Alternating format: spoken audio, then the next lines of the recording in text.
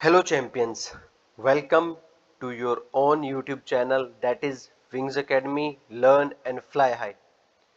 Raunak Rao this side और आज हम डिस्कस करेंगे अपनी class 12th history second book का चैप्टर। लास्ट चैप्टर है जो कि हमारी सेकंड बुक में that is peasant zamindar and the state. Okay, so with the amazing notes quickly पूरा चैप्टर रिवाइज करेंगे with the key points and I will tell you that which are the most important questions जो maximum times repeat हुए। Okay, so let's start. Don't worry, as I say you will get these notes freely available in our telegram channel। Okay, easily आपको हमारे Telegram channel पर ये सभी notes मिल जाएंगे, सो वहां से डाउनलोड कर लेना। अभी हमारा ध्यान होगा चैप्टर को समझने पे। ओके, सो स्टार्ट करते हैं हेडिंग से जो हम हमेशा करते हैं, that is peasant zamindar and the state. Peasant we all know is an individual who is engaged in agriculture. जो इंडिविजुअल एग्रीकल्चरल एक्टिविटी फार्मिंग करता है उसे हम पीजेंट बोलते हैं। जमींदार एक इंडिविजुअल होता है जो टर्म डिराइव हुई है, वो जमीन वर्ड से हुई है, which means someone who is managing और होल्डिंग अ वास्ट लैंड, जो बहुत ज्यादा लैंड को मैनेज कर रहा है। और वहीं पे स्टेट की बात होती है गवर्नमेंट की या फिर किंग की, जो कि उस टाइम पे उस टेरिटरी को रूल कर रहा है, right. So in this chapter we will focus on the Mughal era. Mainly Mughal era में एग्रीकल्चरल सोसाइटी, हमारे पीजेंट की कंडीशन, जमींदार की कंडीशन कैसी थी मुगल्स के टाइम पे, उस पे हम फोकस करेंगे। और उसमें भी specifically we will focus on 16th and 17th century. तो एक अच्छा सा मार्कर चूज कर लेते हैं, आई थिंक ग्रीन अच्छा सूट करेगा, right. Let's try. Yes, amazing, fabulous. Okay, so start करते हैं। Peasant zamindar and the state in the Mughal agrarian society. Mughal society में एग्रीकल्चर सेक्टर को कैसे मैनेज किया जाता था, इन सब चीजों पे हम ध्यान देंगे। Okay, so during 16th and 17th century 85% population of India was dependent on agriculture. जो इंडिया की 85% पॉपुलेशन थी वो क्या करती थी, एग्रीकल्चरल एक्टिविटीज मेनली। उसमें रिच क्लास भी और पुअर क्लास भी। जो पुअर क्लास होती थी वो अपनी फील्ड में खुद ही काम किया करते थे, where as rich class labourers को हायर किया करते थे, right. But the main thing is कि मैक्सिमम पॉपुलेशन एग्रीकल्चरल एक्टिविटी के ऊपर डिपेंडेंट थी, राइट। नाउ जो स्टेट होता था और द किंग, जो किंग का फंक्शन प्ले कर रहे होते थे, या किंग स्टेट गवर्नमेंट का फंक्शन प्ले कर रहे होते थे, दे यूज टू कलेक्ट टैक्स। जैसे आज हमारी इनकम के ऊपर टैक्स लगता है, आप जितना ज्यादा अर्न करोगे उतना आपको टैक्स पे करना पड़ेगा, आपकी लैंड के ऊपर टैक्स लगता है। Eight that time tax was imposed on the agricultural production. जितना आपका एग्रीकल्चरल प्रोडक्शन होगा, जितनी आपकी लैंड होगी, उसके ऊपर स्टेट और किंग आपसे टैक्स लेगा। Okay, so state use to control rural society. जो रूरल सोसाइटीज थी, they were completely under the control of Mughal state, and state that is government use to collect tax. जो अकबर थे, जो किंग थे, जो पूरी मुगल सोसाइटी के हेड थे, वो टैक्स कलेक्ट करते थे from the population which was dependent on agriculture, right. Now mostly people use to do agriculture, तो उसमें से कुछ अमाउंट तो वो स्टेट को दे दिया करते थे, एंड कुछ amount some agricultural products were sold in the market by the traders. Okay, so let's see peasants mainly क्या क्या करते थे। अगर हम पीजेंट की बात करें, सो एग्रीकल्चर एक तो वो करते थे सेल्फ यूज के लिए। फॉर एग्जाम्पल आपने आटा गेहूं चावल कुछ भी उगाया है, so one and the foremost use is that you are growing it for the self use के लिए आपने उसको ग्रो किया है। Now second most important reason is tax to the state. If you are growing something then you have to pay tax to the state. And third is अगर कभी कभी production ज्यादा हो जाता था, जो हमारी सेल्फ यूज को, जो हमारा सेल्फ यूज है, जो हमें जरूरत है एक साल में, उससे ज्यादा ग्रो हो गया है, so peasants use to sell these products to the traders. Traders को इन प्रोडक्ट्स को बेच दिया करते थे, और ट्रेडर्स फिर उसे आगे ले जाकर मार्केट में बेच दिया करते थे। सो इससे पीजेंट का भी फायदा होता था और ट्रेडर्स का भी फायदा होता था। सो एग्रीकल्चरल सोसाइटी, जो एग्रेरियन सोसाइटी है, जो पीजेंट से चलती है, वो मेनली कुछ इस टाइप की थी। ओके, नाउ एग्रीकल्चरल एक्टिविटीज जो है, it is a very long process, right. Agricultural activities जो बेसिक हम 10th क्लास 9th क्लास से पढ़ते आ रहे हैं, that is tilling of soil, then sowing seeds and harvesting, ये सभी प्रोसेस होते हैं एग्रीकल्चरल एक्टिविटीज में, right. In 16-17 century some areas were demarcated as fertile land, forest area and the dry land. सी उस टाइम पे इंडस्ट्रीज जैसी कोई चीज तो थी नहीं, मैक्सिमम पॉपुलेशन एग्रीकल्चर कर रही थी, राइट, फार्मिंग कर रही थी। सो हमने लैंड को मेन 3 सेगमेंट्स में डिवाइड किया हुआ था। One was the fertile land जिसके ऊपर एग्रीकल्चर किया जा सकता था, another one was the forest cover जहाँ पे जंगल था पूरा, and third one was the dry land जहाँ पे एग्रीकल्चर पॉसिबल नहीं था। सो एग्रेरियन सोसाइटी वो सोसाइटी है जो किस पर डिपेंडेंट थी, एग्रीकल्चर सेक्टर पे, राइट। सो अब हम मुगल एरा में पूरा एग्रेरियन सोसाइटी के ऊपर फोकस करेंगे। So which are the sources about agrarian society, हमें मुगल एग्रेरियन सोसाइटी के बारे में किन किन सोर्सेज से पता चलता है। सो उन सोर्सेज में सबसे पहले आते हैं क्रॉनिकल्स। क्रॉनिकल्स मींस जो main documents, main articles of sequence, आप किसी एक स्पेसिफिक सीक्वेंस में टाइमलाइन के साथ अगर चीजों को मेंशन करके लिखते हो किसी बुक में या किसी सेगमेंट में, उसको हम क्रॉनिकल्स बोलते हैं। So chronicles plus documents from Mughal courts, जो मुगल अथॉरिटीज की तरफ से किंग्स ने जो क्रॉनिकल्स या डॉक्यूमेंट्स लिखवाए, उनसे हमें एग्रेरियन सोसाइटी का पता चलता है। So this is one of the foremost source of agrarian society. Then another important source जो एक क्रॉनिकल ही है, that is एन ए अकबरी। एन ए अकबरी एक बुक है, बहुत वास्ट बुक है और एक बहुत इंपॉर्टेंट सोर्स है जिससे हमें मुगल सोसाइटी के बारे में पता चलता है। N A Akbari was a book which was written by Abul Fazl. किसने लिखा था, अबुल फजल ने लिखा था। और कौन थे ये महान शख्स, अबुल फजल हिस्टोरियन थे in the Akbar's court. Akbar के कोर्ट में जो 9 रतन हुआ करते थे उनमें से एक रतन अबुल फजल थे और वो हिस्टोरियन थे और वो डॉक्यूमेंट्स वगैरह, ऑफिशियल डॉक्यूमेंट्स और ये सारी चीजें लिखा करते थे। Okay, so Ain A Akbari book written by Abul Fazal about the Mughal society. अब उससे हमें क्या क्या इंफॉर्मेशन मिलती है अगर उसके ऊपर हम ध्यान दें, mentioned that how state used to collect tax. Ain ए अकबरी से हमें पता चलता है कि स्टेट कैसे टैक्स कलेक्ट करा करती थी। फर्स्ट पॉइंट कि स्टेट कैसे टैक्स कलेक्ट किया करती थी, and second showed how harmony maintained by the Akbar. Ain ए अकबरी में अबुल फजल शो करने की कोशिश करते हैं कि अकबर ने कितने अच्छे से हार्मनी के साथ, पीस के साथ पूरी एग्रेरियन सोसाइटी को इंडिया में मेंटेन किया हुआ था, राइट। सो फर्स्ट सोर्स जिससे हमें पता चलता है is the chronicles, documents from the Mughal court, और मेन उसमें आती है हमारी एन ए अकबरी। थोड़ी ज्यादा खिचड़ी बन गई है, इसको थोड़ा सा साफ कर लेते हैं। Okay, now moving on to the some another sources, ये पॉइंट याद रखना है।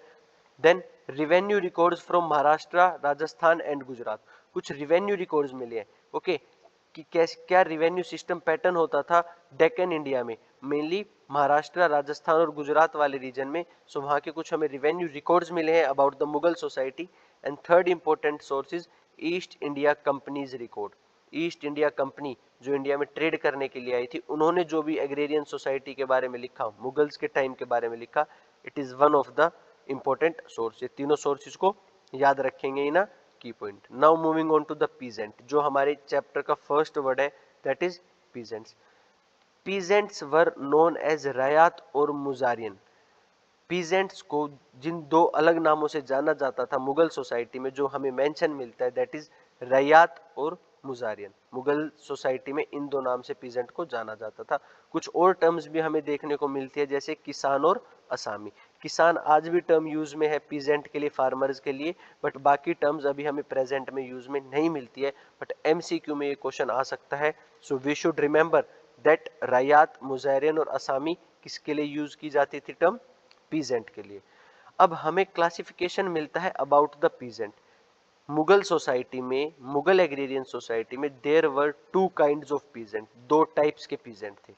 एक पीजेंट थे जिनको बोला जाता था खुद खास था, एंड सेकंड पीजेंट थे जिनको बोला जाता था पाही खास था। खुद खास था resident of village where they have land. आप जहां पे रह रहे हो वहीं पे आपकी लैंड है और अपनी ही लैंड में आप एग्रीकल्चर प्रैक्टिस कर रहे हो, then you will be known as khud kashta. You are a resident, आप उसी जगह के रहने वाले हो जहां पे आपकी लैंड है, it means you are a khud kashta, right. वहीं पे जमीन है और वहीं पे रहना। देन पाही खास्ता, नॉन रेजिडेंट कल्टीवेटर्स। आप जहाँ पे कल्टीवेशन एग्रीकल्चर कर रहे हो आप वहाँ के रहने वाले नहीं हो। ओके, इट मीन्स आप कहीं बाहर से आके काम कर रहे हो। फॉर एग्जाम्पल, अगर हरियाणा का एक किसान अपने हरियाणा में ही रहकर हरियाणा में ही खेती कर रहा है तो वो खुदा खास्ता है, लेकिन एक बिहार या झारखंड से आया हुआ इंडिविजुअल हरियाणा में आकर खेती कर रहा है, हरियाणा में एग्रीकल्चर प्रैक्टिस कर रहा है, सो उसको बोला जाएगा पाही खास्ता। मीन्स नॉन रेजिडेंट कल्टीवेटर्स, बाहर से आए हुए पीजेंट्स को बोला जाता था पाही खास्ता।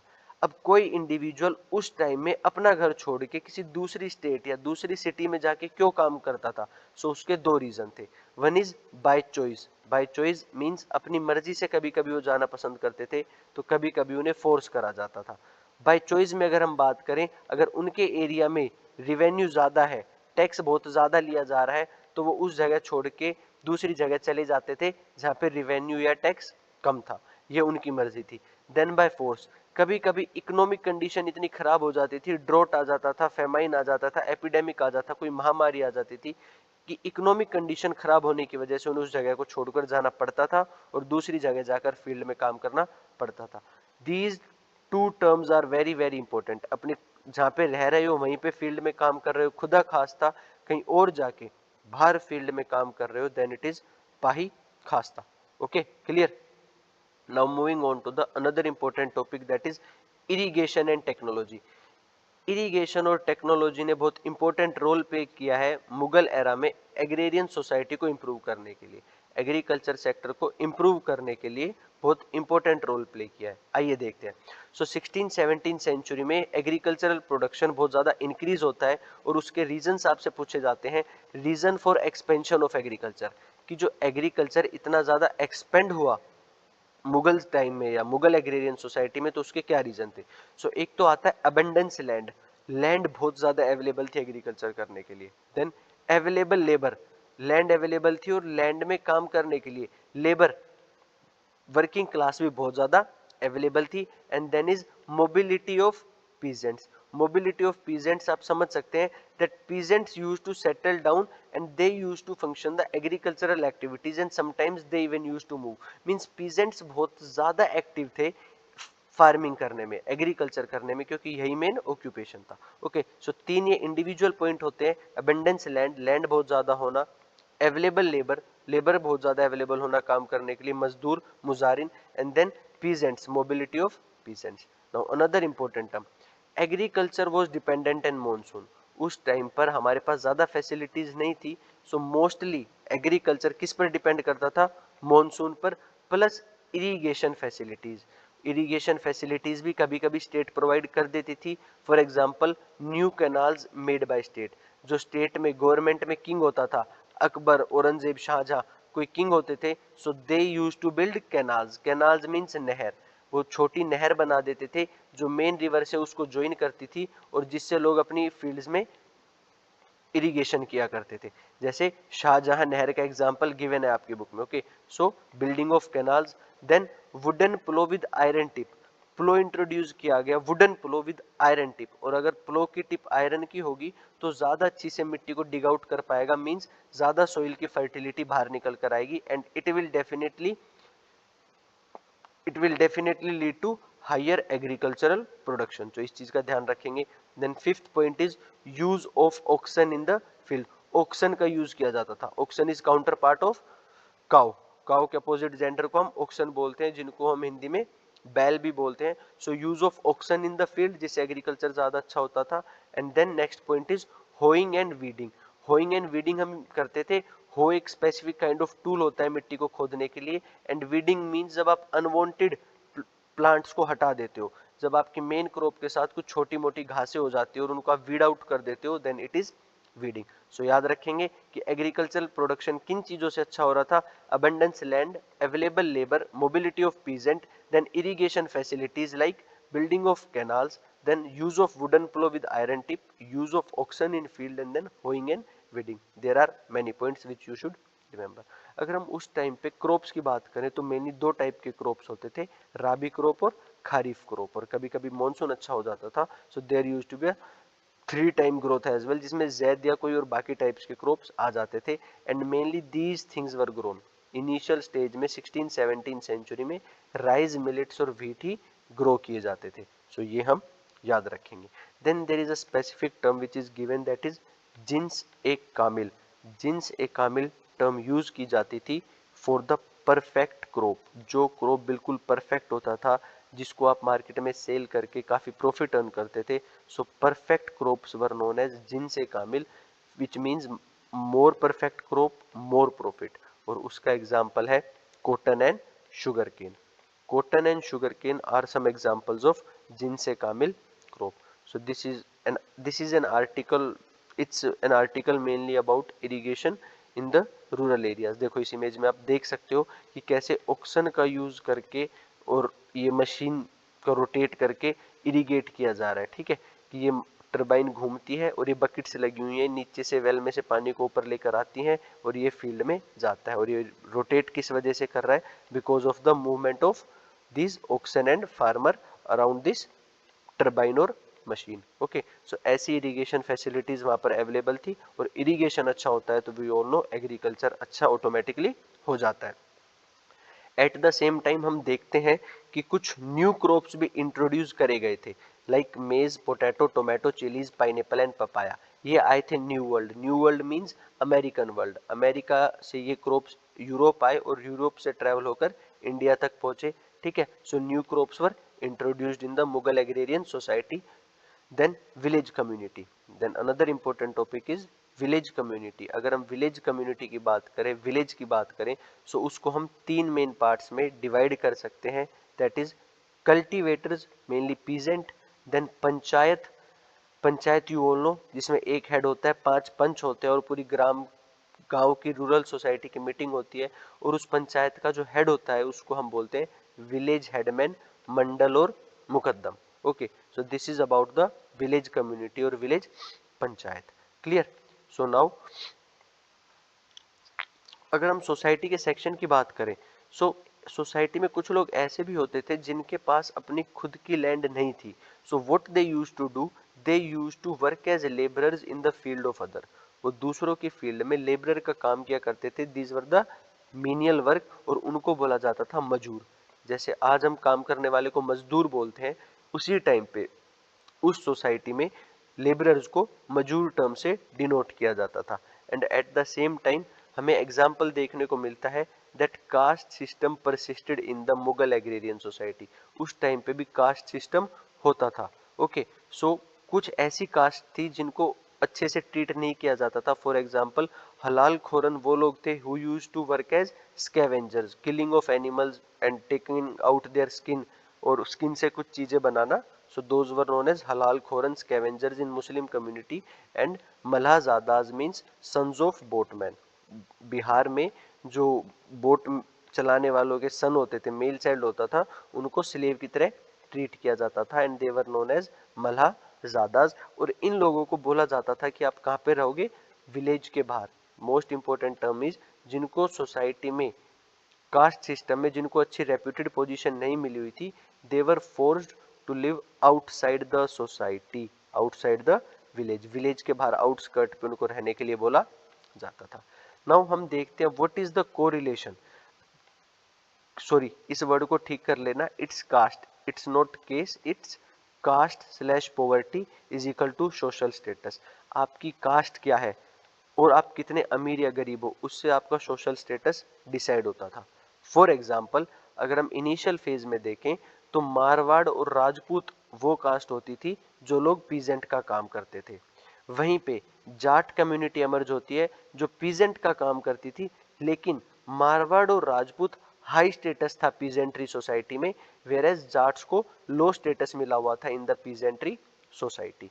वहीं पे अहीर, गुज्जर्स और मालीज वो हैं जो कैटल रियरिंग, मतलब एनिमल को रियर करते थे, एनिमल को पालते थे, गाय, भैंस, शीप, इन सबको पालते थे और हॉर्टिकल्चर करते थे।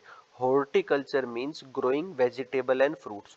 हॉर्टिकल्चर का मतलब होता है फ्रूट्स और वेजिटेबल्स ग्रो करना, राइट। सो अहीर, गुज्जर और माली कम्युनिटी क्या करती थी? एनिमल रियरिंग और horticulture.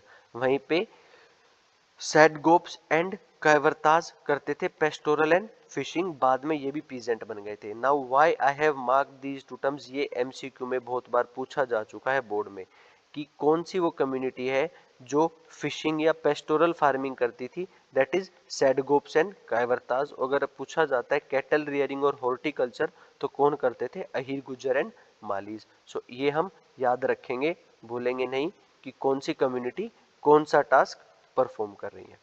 Moving ahead, moving to the village panchayat. Village panchayat, community of village people who had land.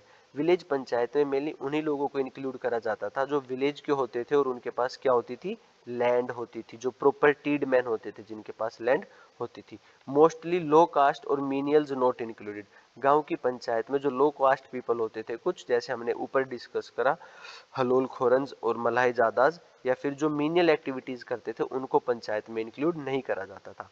और पंचायत का हेड कौन होता था, जो हमने ऊपर डिस्कस करा, दैट इज हेडमैन, मंडल और मुकद्दम। वी हैव फाउंड कि उस टाइम पे भी जो हेडमैन होता था विलेज का, he was chosen by people. गांव के लोग, पंचायत के लोग, जो आपके पूरे विलेज कम्युनिटी है, वही उसको चूज करती थी विलेज के हेडमैन को।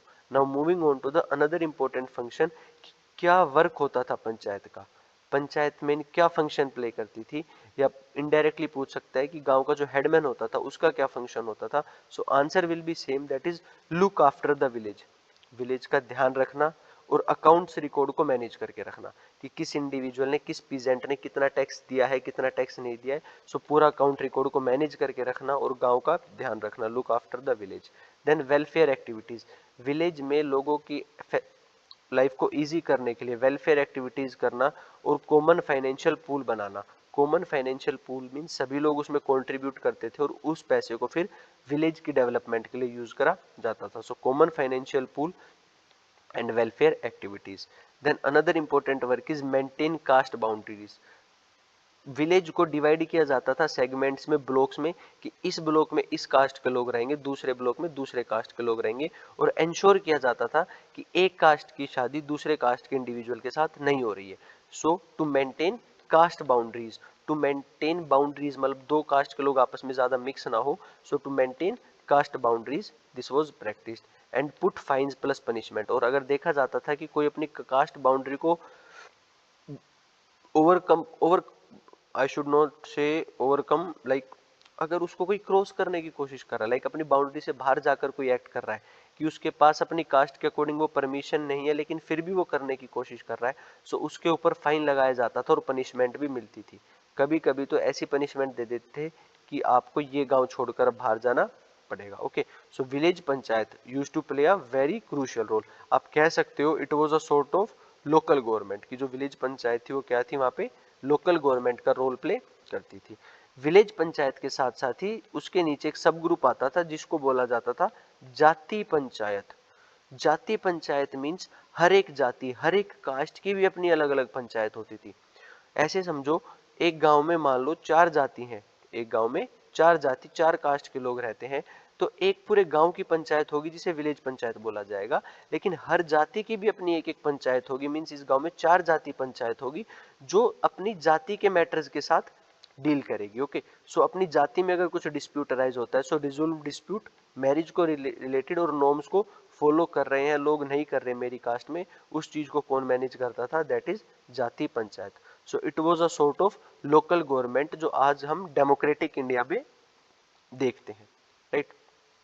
देन पीजेंट्स सिर्फ एग्रीकल्चरल एक्टिविटीज नहीं करते थे। It is a very important question कि एग्रीकल्चर, मान लो उन्होंने क्रॉप ग्रो कर दिया और क्रॉप हार्वेस्ट होने से पहले जो बीच में थोड़ा बहुत टाइम बचता था, so in their free time they use to do other works as well.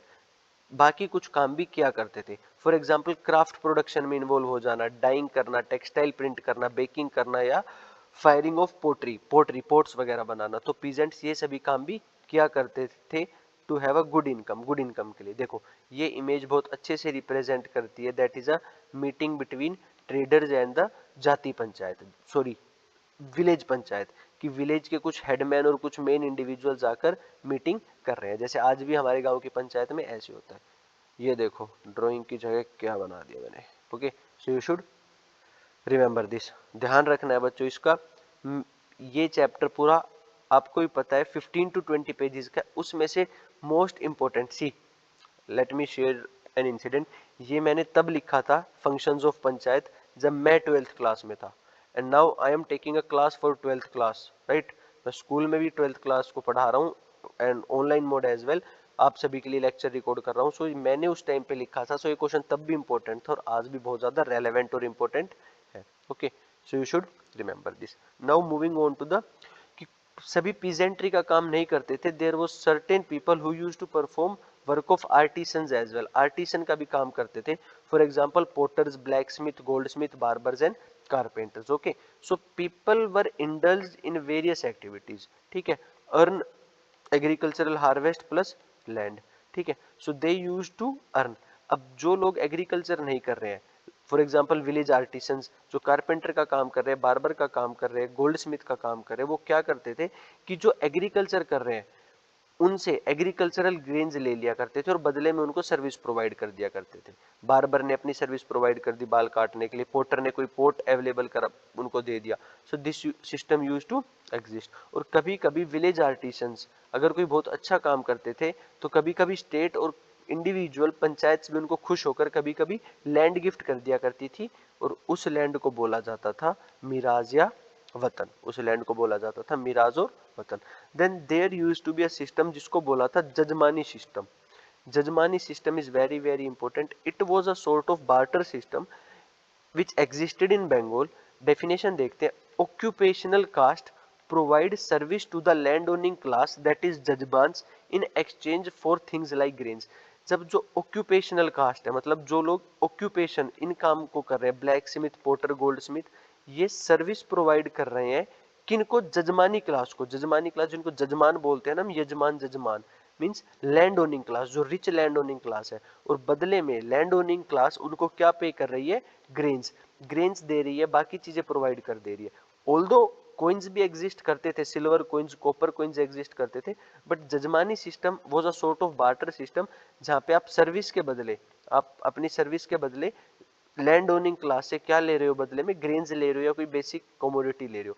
It was a sort of interdependence, ये एक इंटरडिपेंडेंस वाला स्ट्रक्चर था। Okay, so this jajmani system is very important, you should remember this। when a occupational caste provide service to the landowning class and in return they get grains, it was an interdependent structure in the society। so jajmani system क्या था हमें पता होना चाहिए। now very very important question जो last 3 बार से regularly आ रहा है, इवन मैंने तब एग्जाम दिया था अपने 12th बोर्ड्स का, उसमें हिस्ट्री में क्वेश्चन आया था, that is role of women in the agrarian society. कि एग्रेरियन सोसाइटी में विमेन क्या क्या रोल था, because women played very crucial role. Key points में डिस्कस करेंगे, याद हो जाएगा। First is agriculture, women agricultural activities में इन्वॉल्व होती थी, लाइक सोइंग, वीडिंग और threshing and winnowing. Then artisanal work, women artisanal work भी किया करती थी, like pottery, spinning and embroidery, जो आज भी आपको देखने को मिलता है। Then women use to work in houses of others, इसको हाउसेज ऑफ अदर्स कर लेना बेटा, फॉर अर्निंग, पैसे कमाने के लिए, for economic benefit. Women use to work in houses of others as well as in markets, कभी कभी विमेन मार्केट्स में भी काम किया करती थी। Then women were child bearer, see उस टाइम पे लेबरस सोसाइटी थी। Labours society means maximum society labour के ऊपर डिपेंडेंट थी, और लेबर मींस जितनी ज्यादा पॉपुलेशन उतनी ज्यादा labour. Okay, so women were important because of child bearer, उनका मेन एक्टिविटी थी, they use to bear child, like child को बर्थ देती थी विमेन। ओके, देन हमें बंगाल में एग्जाम्पल देखने को मिलता है कि कुछ विमेन जमींदार का फंक्शन भी किया करती थी, some women acted as zamindar as well. Then household work plus child rearing, अपने खुद के घर का काम करना प्लस चाइल्ड रियरिंग, बच्चे का ध्यान रखना, was an activity of women. And then trade, women use to include in trade as well in absence of man, जब मैन नहीं होता था, मेल काउंटर पार्ट नहीं होता था फैमिली में, then women use to involve in trade as well. These are the key points and trust me, ये question आने के दोबारा फिर से बहुत ज्यादा चांसेस है। सो यू शुड रिमेंबर दीज की पॉइंट्स की विमेन क्या क्या काम करती थी। You will easily find the notes, last में वीडियो के डिस्क्रिप्शन बॉक्स में और एंड में मैंने मेंशन भी कर दिया है that on the Telegram channel you will find the notes in the same format, यही नोट्स आपको वहां पर मिल जाएंगे। सो इन की टर्म्स को बहुत अच्छे से याद कर लेना।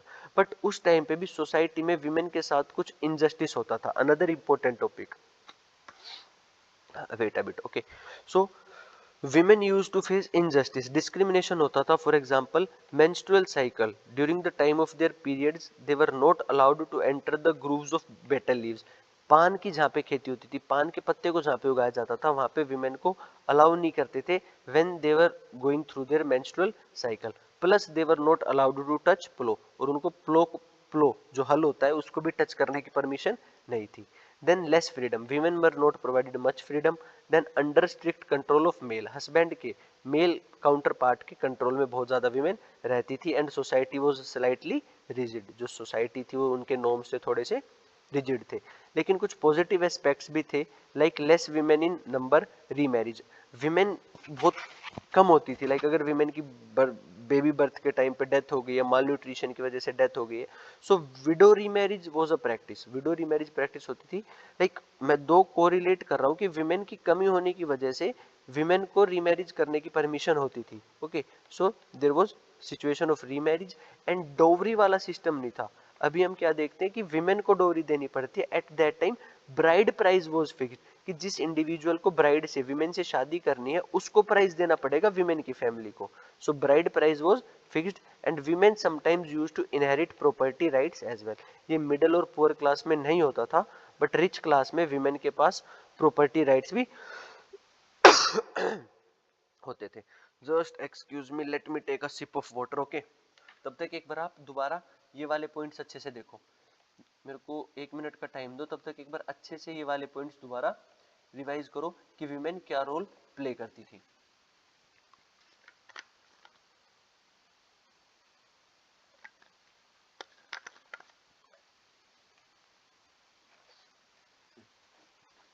Okay, now moving ahead.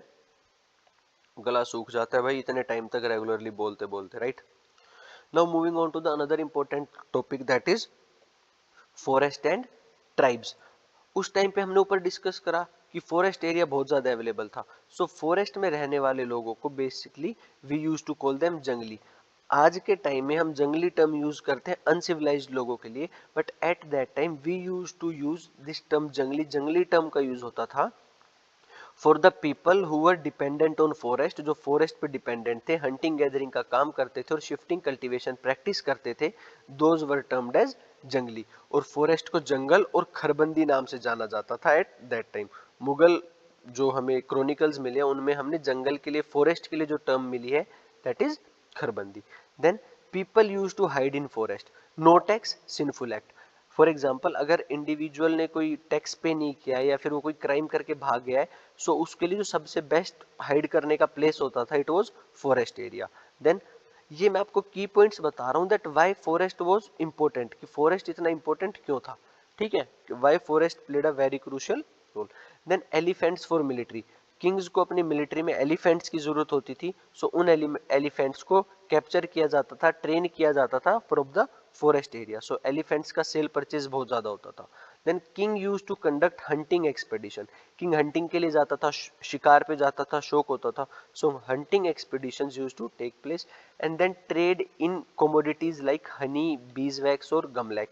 ये वो चीजें हैं जो फॉरेस्ट में मिलती थी, हनी शहद, देन बीज वैक्स, देन गमलैक। सो लोग जो फॉरेस्ट में रहते थे वो इनको फॉरेस्ट से लेते थे और बाहर मार्केट में आकर ट्रेड करा करते थे। ठीक है, इसीलिए कभी कभी जो स्टेट थी, जो किंग था, जो ऑर्डर था, गवर्नमेंट थी, उनका डिस्प्यूट हो जाता था with the tribal communities, because tribal communities रहते तो फॉरेस्ट में थे लेकिन ना कोई टैक्स पे करते थे, ना किंग की बात मानते थे। सो इस वजह से कभी कभी स्टेट और उनके बीच में डिस्प्यूट हो जाता था। So you should remember that how forest played a crucial role in the society. Now moving on to the another important topic, that is zamindar. So जमींदार का मीन क्या होता था, वर्क दैट इज खिदमत, खिदमत देना किनको, स्टेट को। Zamindar use to work for the state, state appoint करती थी कि कौन जमींदार बनेगा। और मेनली जमींदार जो बनता था वो रिच क्लास से बनता था, रिच कास्ट से बनता था। ओके, जो अच्छी कास्ट थी उससे बनता था। And he had personal land, उसके पास अपनी खुद की बहुत ज्यादा पर्सनल लैंड होती थी और उस लैंड को बोला जाता था मिल्कियात ओन्ड बाय जमींदार। देन मेन जमींदार का फंक्शन क्या होता था, that is collect revenue on behalf of state, state के बिहाफ पे, गवर्नमेंट के बिहाफ पे, किंग के बिहाफ पे जो हर गांव से रिवेन्यू कलेक्ट करेगा वो कौन होता था, जमींदार। And head military force plus fort, even कुछ कुछ जमींदार जितने पावरफुल हो जाते थे कि किंग उन्हें उनकी खुद की मिलिट्री और फोर्ट, रहने के लिए जगह भी प्रोवाइड करता था। So king zamindar played a very crucial role, क्योंकि वो टैक्स कलेक्ट करते थे लोगों से और फिर स्टेट को सबमिट करते थे। Rich class and caste only zamindar, जो रिच क्लास से आते थे एट ओनली वही जमींदार बनते थे। कुछ सेक्शन सोसाइटी के जमींदार को एज अ एक्सप्लॉइटेटिव देखते थे कि वो ह्यूमन राइट्स को एक्सप्लॉइट कर रहे हैं। बट एक सोसाइटी का ऐसा सेक्शन भी था, कुछ ऐसे लोग भी थे जो मानते थे कि जमींदार एक्सप्लॉइटेटिव नहीं है। फॉर एग्जाम्पल भक्ति सेंट्स, जो भक्ति पाठ पूजा की बात करते थे, they did not show portray जमींदार एज ओप्रेसर्स, उन्होंने जमींदार को ओप्रेसर्स या एक्सप्लॉइटेटिव शो नहीं किया है। प्लस जमींदार received support of peasantry against the state during conflict, अगर जमींदार की स्टेट के साथ, किंग के साथ कोई कॉन्फ्लिक्ट हो जाता था सॉरी, जमींदार का अगर स्टेट के साथ, किंग के साथ कोई कॉन्फ्लिक्ट हो जाता था, सो हमें देखने को मिलता है कि काफी टाइम पीजेंट्स भी उनको सपोर्ट करते थे। सो इट शोड दैट जमींदार कहीं कहीं पे इमेज अच्छी भी थी। Now moving on to the land revenue system. So diwan who managed fiscal system of the state, पूरी स्टेट का, पूरे किंग के जो फिस्कल मनी को मैनेज करता था उसको दीवान बोला जाता था। ठीक है, अब लैंड रिवेन्यू कैसे फिक्स किया जाता था? पहले लैंड को एनालाइज किया जाता था कि इस लैंड से कितना प्रोडक्शन हो सकता है, लाइक जिस अमाउंट को असेस किया जाता था कि इतना हमें मिलना चाहिए, उसको बोला जाता था जमा। दिस इज अ की टर्म। और उससे एट द एंड हमें टैक्स इंपोज कर कर टैक्स मिला कितना है, एक्चुअली टैक्स कलेक्ट कितना हुआ है, उसे बोला जाता था हासिल। आप उसको ऐसे याद कर सकते हो कि जमा हमने सोचा था कितना होना चाहिए, लेकिन हासिल, हमें हासिल कितना हुआ है वो reality. Okay, so that is जमा एंड हासिल। सो पेमेंट के बहुत ज्यादा तरीके होते थे। किंग को तो टैक्स कलेक्ट करना होता था, तो या तो आप कॉइन्स में, सिल्वर में, कैश में पे करो, या फिर आप ग्रेन्स में पे करो। There were so many things. और एनुअल रिकॉर्ड्स बनाए जाते थे कि किस साल में कितना स्टेट को रिवेन्यू मिला है। ठीक है, and a lot of land not measured. King try करता था कि मैक्सिमम लैंड को मेजर करा जाए, स्टेट कोशिश करती थी मैक्सिमम लैंड को मेजर कर लिया जाए ताकि हम टैक्स डिसाइड कर सकें। लेकिन इंडिया इतनी बड़ी कंट्री है, उसमें फॉरेस्ट एरिया इतना ज्यादा था, ड्राई लैंड इतनी ज्यादा थी, और एग्रीकल्चरल लैंड, कल्टीवेटेड लैंड भी बहुत ज्यादा थी कि उसका एक्यूरेट मेजरमेंट पॉसिबल नहीं था। एट द सेम टाइम हम देखते हैं कि फ्लो ऑफ सिल्वर, इंडिया में सिल्वर का भी फ्लो बहुत ज्यादा बढ़ जाता है। जैसे इंडिया में उस टाइम पे मुगल्स रूल कर रहे थे, सफाविद डायनेस्टी ईरान में रूल कर रही थी, मिंग डायनेस्टी चाइना में रूल कर रही थी, and Turkey was ruled by Ottoman empire. और ये सभी वेल एस्टेब्लिश्ड एम्पायर थे, बहुत अच्छे से फंक्शन कर रहे थे। So they used to trade with one another, ये आपस में एक दूसरे के साथ ट्रेड करते थे। So trade network was quite good, and जब ट्रेड होता था so silver used to flow, silver का फ्लो इंडिया में होता था, और इन सिल्वर के फ्लो की वजह से ही कॉइन्स भी बनना स्टार्ट हो गए थे। ओके, सिक्के बनना स्टार्ट हो गए थे, which were used. Now most important topic, what is Ain Akbari. आप वीडियो को यहीं पे पॉज करके in between you will tell me in the comment section कि हमने ऊपर क्या डिस्कस किया था, कि एने अकबरी जो बुक है उसको किसने लिखा है। Right, you have to mention it. Now Ain Akbari, culmination of large historical administrative work, Mughal empire के बारे में पूरी हिस्टोरिकल और एडमिनिस्ट्रेटिव वर्क हमें एक बुक में मिलता है, तो वो बुक कौन सी है? एने अकबरी। एने अकबरी वाज कंप्लीटेड इन 1598। एने अकबरी कब कंप्लीट हुई थी? 1598 में। और उस बुक को 5 बार रिवाइज किया था। इतनी लेंदी, इतनी बुक, बल्कि बुक को कितनी बार रिवाइज किया गया था? 5 बार। एने अकबरी में ये कंपोनेंट आता है which was a book which was written about Akbar, जिसमें अकबर के बारे में लिखा गया था। सो एने अकबरी के एक सेगमेंट में जिसमें अकबर के बारे में लिखा गया है, that book is known as Akbarnama. उसको इनडायरेक्टली पूछा जा सकता है कि अकबरनामा किसने लिखी थी? अकबरनामा उसी ने लिखी थी जिसने एने अकबरी लिखी थी, जिसका नाम आप कमेंट सेक्शन में मुझे बताओगे। अब मेन की पॉइंट्स, एने अकबरी जो बुक थी उसमें किन किन टॉपिक्स के बारे में चीजें मेंशन की हुई थी? सो कोर्ट्स के बारे, these are the individual points, ये इंडिविजुअल पॉइंट है। कोर्ट्स के बारे में, एडमिनिस्ट्रेटिव वर्क के बारे में, आर्मी के बारे में, रिवेन्यू सिस्टम के बारे में, प्रोविंसेस जिनको सूबाज बोला जाता था, लाइक सोसाइटी को, पूरी कंट्री को छोटे छोटे सूबाज में डिवाइड किया हुआ था मुगल्स ने। सो प्रोविंसेस के बारे में, लिटरेसी के बारे में, कल्चर के बारे में, एंड रिलीजन के बारे में, इन सभी टॉपिक्स के बारे में एने अकबरी में मेंशन्ड है। So see 1 2 3 4 5 6 7 8 पूरा 8 marker question, you have 8 points. उसमें अगर आप एक ये लाइन लिख दोगे कब कंप्लीट हुई थी और किसने लिखी थी, सो ये मान लो आपके आंसर में 4 चांद ऑलरेडी लग चुके हैं। So these are the key points जो टॉपिक्स एने अकबरी में कवर हुए थे। Ain Akbari I told you उसमें एन ए अकबरी एक सिंगल बुक नहीं है, एन ए अकबरी के अंदर भी पूरे 5 कंपोनेंट है, 5 बुक्स है। ओके, सो अगर हम देखते हैं तो जो फर्स्ट बुक है एन ए अकबरी की उसको बोला जाता है मंजिल आबादी। आबादी बेटा पॉपुलेशन को बोलते हैं, आज के टाइम में आबादी किसको बोलते हैं? पॉपुलेशन को। सो मंजिल आबादी मींस वो बुक जिसमें मंजिल माने, देखो मंजिल क्या होता है? सबसे ऊपर। हमारी सबकी क्या एक मंजिल है, सो मंजिल मींस सबसे ऊपर। सो वो बुक एन ए अकबरी की फर्स्ट बुक जिसमें इंपीरियल हाउस होल्ड के बारे में बताया था, किंग की फैमिली कौन कौन है, कौन क्या क्या फंक्शन करता है, all these things were mentioned इन मंजिल आबादी। देन सेकंड इज सिपाही आबादी। सिपाही आबादी मीन सिपाह, सिपाह आबादी। सिपाह आबादी हम याद कर सकते हैं सिपाही से, और सिपाही कहाँ पे होता है? मिलिट्री में। सो मिलिट्री और कोर्ट के बारे में जो सारी चीजें मेंशन थी, all these things were mentioned in the Sipah Abadi. Then third is मुल्क आबादी। मुल्क क्या होते हैं? लोग, देश। सो जो कॉमन पीपल के बारे में थोड़ी बहुत चीजें मेंशन थी, वो कहाँ पे मेंशन थी? इन द सिपाह आबादी। और जो फिफ्थ और फोर्थ और फिफ्थ बुक बचती है, ये वन हो गई मंजिल, सेकंड सिपाह, थर्ड मुल्क। जो फोर्थ और फिफ्थ बचती है उसमें हमें कल्चर, लिटरेसी और रिलीजन के बारे में देखने को मिलता है। So this is all about N A Akbari. But at the same time another important question, हम एन ए अकबरी पे पूरा रिलाई नहीं कर सकते क्योंकि एन ए अकबरी में भी कुछ शॉर्टकमिंग्स है। एन ए अकबरी में सिर्फ किंग के अकबर के प्रेज के लिखा है, अकबर की तारीफ में लिखा है। N A Akbar is written only about the praise. Akbar की तारीफ में लिखा है, अकबर की बुराई कुछ भी नहीं लिखी, और ऐसा नहीं हो सकता कि किसी इंडिविजुअल में कोई बुराई ही ना हो। Then data is not uniform. N A Akbari में जो इन्फॉर्मेशन लिखी गई है दैट इज नॉट यूनिफॉर्म, एक अच्छे स्ट्रक्चरल फॉर्म में नहीं लिखी गई है। देन माइनर मैथमेटिकल एरर, थोड़े थोड़े बहुत हमें, इतने ज्यादा लैंड का असेसमेंट, रेवेन्यू के असेसमेंट में हमें थोड़े बहुत मैथमेटिकल एरर देखने को भी मिलते हैं। और ये सही भी है क्योंकि उस टाइम पे कैलकुलेटर नहीं होता था, और जिन्होंने एन ए अकबरी लिखी, आई होप आपने अभी तक कमेंट सेक्शन में बता दिया होगा। So I am telling you again, Abul Fazl. Abul Fazl जो हिस्टोरियन थे अकबर के कोर्ट में, जिन्होंने जो एक पार्ट थे नौ रतन के, उन्होंने लिखी थी। सो उसमें कुछ माइनर मैथमेटिकल मिस्टेक्स भी है। Then lengthy and hard to understand. N A Akbari बहुत लेंदी बुक है, जिसके देखो 5 बुक है, एन ए अकबरी के अंदर खुद 5 बुक्स है, तो कितनी लेंदी बुक होगी। So it was a lengthy and hard to understand. Then lack of information about common people. N A Akbari में कॉमन पीपल के बारे में बहुत कम इंफॉर्मेशन है। And then it is empirical view. इस स्पेलिंग को थोड़ा सा सही कर लेना, गलती से थोड़ी मिस्टेक हो जाती है कभी कभी। So it is empirical view. N A Akbari कैसा व्यू प्रोवाइड करती है? एम्पेरिकल। एम्पेरिकल मतलब ऊपर से, सिर्फ किंग की साइड से जो चीजें देखी गई है, पावर कोर्ट की साइड से, मतलब जो पावर में लोग बैठे हैं उनकी साइड से चीजें देखी गई, सिर्फ वो व्यू पॉइंट प्रोवाइड करते हैं ऊपर ऊपर से।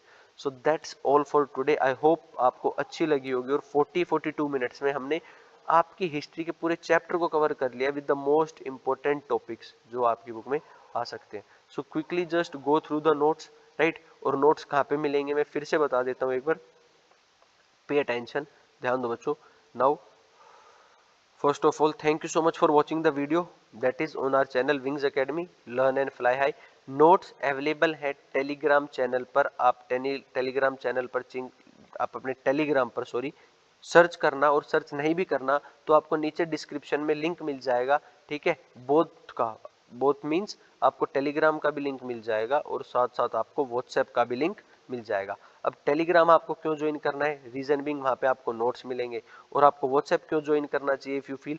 क्योंकि as soon as we upload any video, हम व्हाट्सएप पे, like I am uploading this video right now, so upload होते ही मैं उसका लिंक व्हाट्सएप पे शेयर कर दूंगा। सो हम यूट्यूब रेगुलरली चेक नहीं करते, बट हम व्हाट्सएप चेक करते रहते हैं। सो व्हाट्सएप पे आपको अपडेट मिल जाएगी कि वीडियो अपलोड हो चुकी है, and you can watch it on time. So thank you so much for watching the video, like and do subscribe and do share with your friends. और अगर अच्छी लगी हो then comments and suggestions are most welcome.